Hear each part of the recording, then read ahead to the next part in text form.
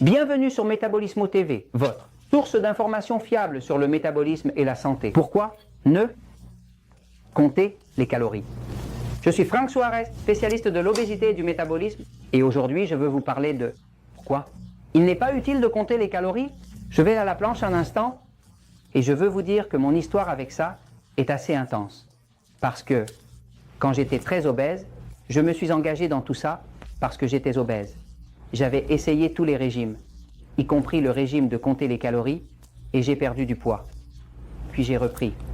Et ensuite, j'ai fait un autre régime qui était un autre régime de souffrir de la faim, et j'ai perdu du poids, puis j'ai repris.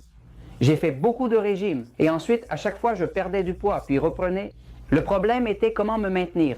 Et chaque fois que je reprenais plus haut que ce que j'avais perdu. Donc c'était comme une impasse. Alors, pourquoi est-ce que j'ai recommandé pendant tant d'années de ne pas compter les calories? C'est pour la raison suivante. Je veux que vous compreniez ce qu'il y a derrière. Regardez, il y a deux théories de base principales sur le sujet de la nutrition et du métabolisme. La théorie commune et la théorie calorique. Et il y a une autre théorie. Avant de vous expliquer l'autre théorie, allons d'abord expliquer celle-ci pour que ce soit plus simple. La théorie calorique suppose que le corps humain est un système fermé et que les calories qui entrent, car elles sont énergie, c'est un système fermé, et que les calories qui entrent, qui sont de l'énergie, parce que les calories sont de l'énergie, moins l'énergie qui est dépensée, l'énergie qui entre moins d'énergie qui est dépensée, c'est égal à ce qui reste. Quand on dit qu'il est entré tant de calories dans la théorie calorique, vous dites qu'on a consommé 2000 calories et dépensé 1200 pour vivre. Il en reste 800. Cette théorie voit le corps humain comme un système fermé, mais en réalité, il ne l'est pas. Même immobile, le corps perd de l'énergie et de la chaleur. Cette théorie traite le corps humain comme s'il était un système fermé. La réalité est que le corps humain n'est pas un système fermé, car même lorsque vous êtes debout, sans rien faire, ou assis sans rien faire, le corps perd de l'énergie, il perd de la chaleur, n'est-ce pas? Parce que cette chaleur émane du corps, n'est-ce pas? En d'autres termes, le corps n'est pas une chaudière, n'est-ce pas? Parce que cette chaleur émane du corps, non. C'est-à-dire que le corps n'est pas une chaudière. La théorie des calories est en fait née de la science ferroviaire, dans la science du chemin de fer. Et c'est l'histoire des calories. Eh bien, si vous mettez ici du charbon, les premiers jeunes couraient avec du charbon. Ils mettaient du charbon. Ils mettaient le feu à ce charbon. Feu. D'accord? Et ce charbon commençait à chauffer et à créer de l'énergie. Et cette énergie chauffait de l'eau. L'eau produisait de la vapeur et la vapeur faisait tourner la turbine. N'est-ce pas? Que se passe-t-il? Ils se sont rendus compte, ceux qui travaillaient avec la machine, n'est-ce pas, que plus ils mettaient de charbon et plus ils en brûlaient. Plus la machine allait vite, mais ils se sont aussi rendus compte que si on mettait trop de charbon, eh bien alors ils ne brûlaient pas bien. Alors, c'est de là qu'est née la théorie et on l'a appliquée aux corps humains. Où ils ont dit que vous êtes gros. Ah, eh bien vous êtes gros parce que vous mangez beaucoup. Vous mettez trop de charbon dans votre chaudière, donc il vous en reste. Maintenant, ce que cela n'explique pas, c'est pourquoi il y a tant de maigres. Condamnés, que j'appelle affectueusement comme ça, comme Jorge. Jorge, fais un coucou.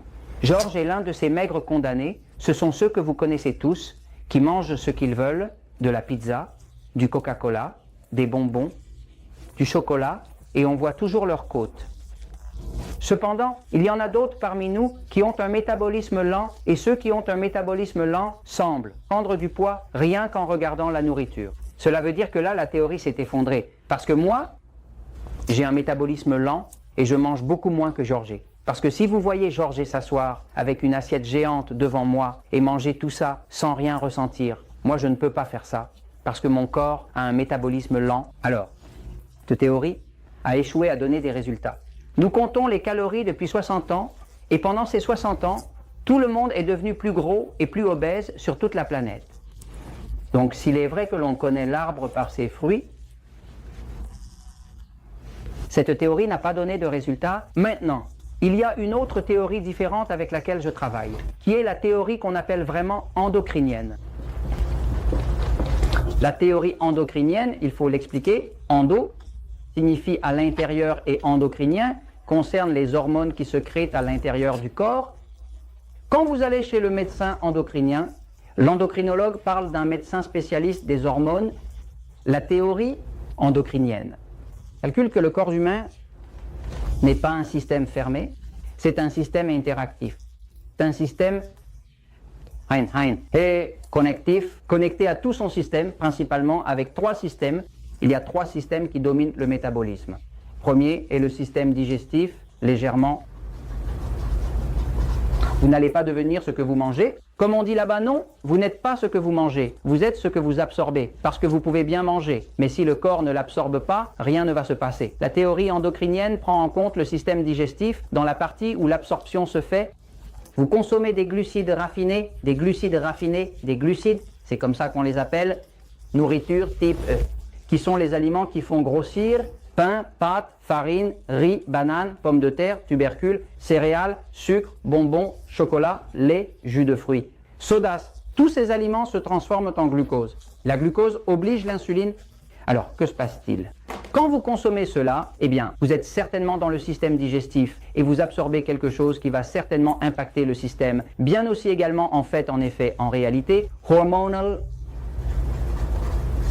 Parce qu'il est maintenant passé du digestif au hormonal. Pourquoi? Parce qu'au moment où vous avez mangé des glucides, du pain, de la farine, peu importe, en quoi cela a-t-il été transformé? En glucose, et cette glucose oblige le pancréas, qui est ici à produire insuline. Insuline élevée produit cortisol, stress produit adrénaline, cela affecte. Et si vous êtes en situation de stress, le corps produit de l'adrénaline. Tout cela va affecter le système, car maintenant nous regardons non seulement digestif, mais aussi le hormonal. Mais il y a un troisième système que la théorie endocrinienne prend en compte. Notez que la théorie calorique ne considère que le digestif. Rien de plus, c'est comme s'il n'y avait rien d'autre. Notez que la théorie calorique ne considère que le système digestif. Rien, c'est comme s'il n'y avait plus rien, comme si le corps n'était que ce que l'on mange. Non, cette théorie endocrinienne englobe le métabolisme, l'hormonal et le système nerveux. Le système nerveux est crucial, contrôlant le métabolisme, qu'il soit passif ou excité, il régule le métabolisme. Le système nerveux est essentiel pour le métabolisme. Que se passe-t-il? Rien ne bouge dans le corps si le système nerveux ne donne pas d'ordre, si le système nerveux ne dit pas à votre cœur « contracte, contracte, contracte, contracte », le cœur cesse de battre et vous mourrez. Donc en gros, le système gastro-intestinal qui englobe le métabolisme, il y a par exemple les trois systèmes principaux qui sont liés à la création d'énergie. Notamment, c'est pourquoi une personne suivant le régime 3X1, quelque chose comme ça, le régime 3X1 est un régime hormonal. Nous l'appelons 3X1 parce qu'il contient 3/4 d'aliments de type A. Quels sont ceux qui font maigrir? Pourquoi? Parce qu'ils produisent peu d'insuline et peu de glucose et cela représente 1/4 d'aliments de type E qui sont ceux qui font maigrir. Pourquoi? Parce qu'ils produisent peu de glucose et peu d'insuline. Que se passe-t-il? Ici, nous impactons la partie hormonale et nous savons que si la personne a un système nerveux excité, eh bien cette partie des aliments, ce type A, eh bien ne peut pas être de la viande rouge, ni cela ne peut être très gras, parce que cela va alors affecter la partie hormonale. Pourquoi? Parce que le système nerveux a une influence là-dessus. Alors, en gros, quand nous travaillons déjà avec la vérité du sujet que cela produit des résultats, toute personne qui suit le régime 3X1 et qu'elle fasse ce qu'il faut, comme expliqué dans le livre Le pouvoir du métabolisme, diabète sans problème, ou dans l'épisode de métabolisme TV hydrate le corps, définitivement cela va faire maigrir. Le pire qui puisse arriver, c'est que ça s'améliore, parce qu'il est impossible que ça s'aggrave en faisant ce qu'il faut. Alors, oubliez les calories. J'ai passé de nombreuses années. Je n'ai même plus besoin de discuter du sujet, parce qu'aujourd'hui, j'ai de nombreux médecins, nutritionnistes qui ont enfin adopté le métabolisme car ils ont vu que ça produit des résultats. Ils n'ont pas de résultats. Le métabolisme a des résultats et il a des résultats parce qu'il est basé sur la vérité. Et je vous le dis parce que la vérité triomphe toujours, certainement